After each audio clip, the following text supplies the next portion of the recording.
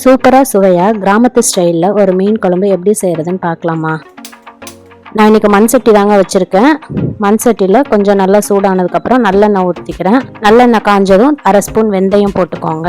வெந்தயம் நல்லா golden brown ஆனதுக்கப்புறம் ஒரு 10 பல் பூண்டு சேர்த்துக்கிறேன். பூண்டு நல்லா வதங்கினதுக்கப்புறம் ஒரு 2 பச்சை மிளகாய் சேர்த்துக்கோங்க. தேவையான அளவு சின்ன வெங்காயம், ஒரு மீடியம் சைஸ் தக்காளி போட்டிருக்கேங்க.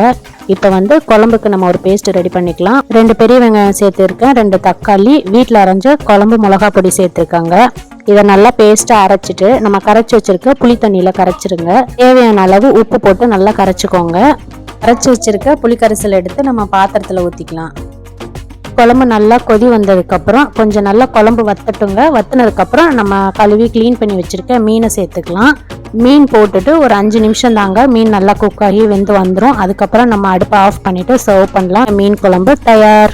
நீங்களும் இந்த குழம்பை ட்ரை பண்ணி பார்த்துட்டு எப்படி இருக்குன்னு மறக்காமல் கமெண்ட்ஸில் சொல்லுங்கள். தேங்க்யூ.